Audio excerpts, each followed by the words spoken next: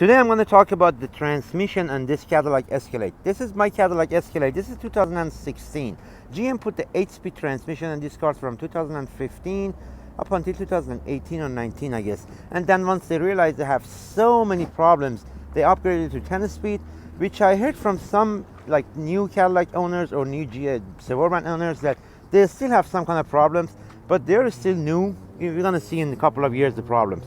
So this car had like 60,000 miles when I bought it. It was 2 years old back in 2018. I know it was a little bit high mileage, but when I bought it, I looked at the car. It was in really great shape. I bought the car since I had a GM car before. I had a GMC Denali, and it had 350,000 miles. Sure, it had some small problems, but it never had a big major problem. So I thought, you know what, GM makes good cars. 60,000 miles, 2 years, it shouldn't be a problem since the car has like nice, everything is nice, which means like it's probably highway miles. So I bought this car, and then, you know, I had it for a month. Within this month, I realized that sometimes when I stop, and it wants to downshift to first gear, it just kicks you a little bit. Then when you just want to take off, sometimes, not all the time, sometimes from first to second, you just clunk. So, yeah, I mean, I was really pissed off, but then it was just once a while, maybe once a week. Then it got worse and worse and worse. So when he had like 70,000 miles, the car started shuddering. Like when he changed the gear, like 40 to 50,000 miles, and I was like, God, what the hell, man? I mean, seriously, I just spent 50 grand in this car. So I went online and read some like articles and people talk about the problems and stuff, and I see that the GM update. I mean, so many people have a problem with the transmission. I wish I had some research before buying the car, but I didn't do it. But I've had a good track record of these cars. I've had so many of them before. I mean, I could never even think in my wildest dream they put this kind of transmission on these cars. So many people had the transmission problem, and then GM came up with this, like this shuddering problem, and also that shifting jerking problem, I guess. But I think they couldn't address that. They didn't know. I mean, so I found this like the people. I mean, the GM update the oil. They put this technician bulletin out there that you got to change the transmission fluid and it's gonna go away. So you know what? I'm just gonna go ahead and do it. I went to the GM dealership. It was like slightly after 70,000 miles, no warranty, no more. So before that 70, I mean, this car had 70,000 miles warranty. So before that, I took it to GM a few times. Every time they're just, it's fine. There's nothing wrong with it. There's nothing wrong with it. So then this kicking like shaking started like after 70,000 miles. So I went ahead and changed that fluid. It cost me like $450, I guess. And that shuddering went away. The whole shuddering went away, like completely went away, 100% fine. But that clunking stood there, you know, it was there all the time. So, and it just got worse and worse and worse. And I, you know, dealt with it. So, I just read a lot of, first of all, I couldn't find not even one video that anybody had fixed it. And some people have a problem, and I don't know, nobody fixed it. There is no fix for it. And the GM, so basically this is what I'm making this video for. Guys, there is no fix for it. You got to change the transmission or you get it rebuilt. Like, you got to rebuild the transmission. So I don't know what's wrong with it.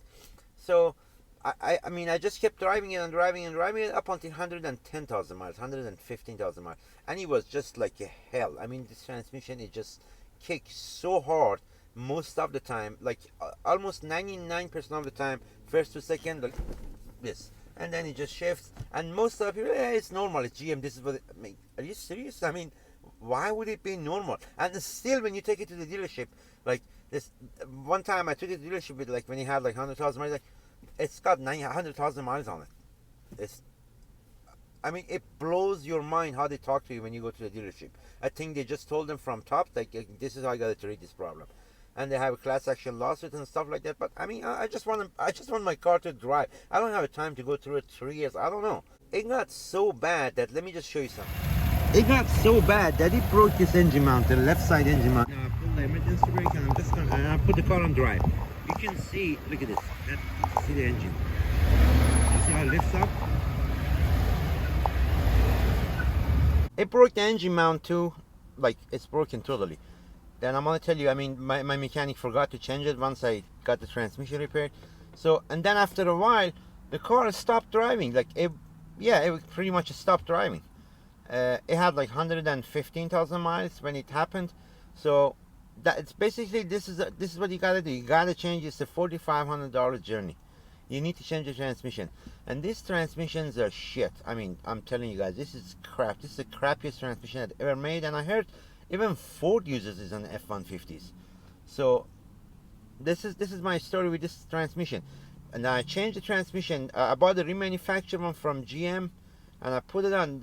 The mistake I made, I put it. I mean, I took it to the individual shop, my shop, and I changed the transmission. I should have changed it at GM, because now they covered the warranty, but now it's just like, you got to proof it. If it's wrong, take it out, give it to them. If I had done it at the GM, it would have been way better. I mean, so I could just say, take it there, and if there is any issue, and then now it's good. It shifts really fine, but still I can once a while, every I don't know, it's just not. I mean, this transmission has like 5,000 miles on it right now, but I can feel it that it's gonna go bad really soon, maybe next 50,000 miles. I don't know.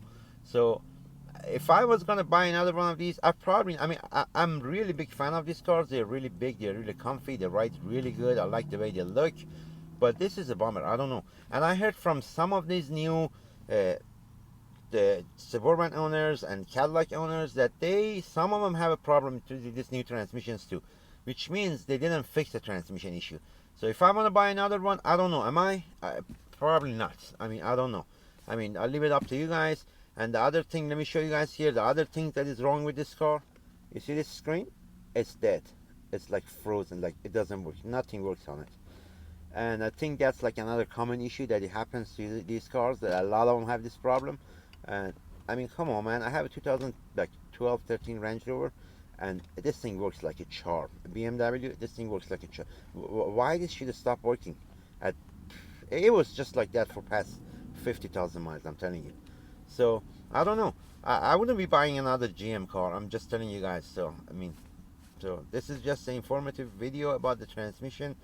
And this transmission, I don't think it's fixed. I mean, I spent $4,500 in it. It's running fine, but I think it's gonna break again. It's gonna go bad again.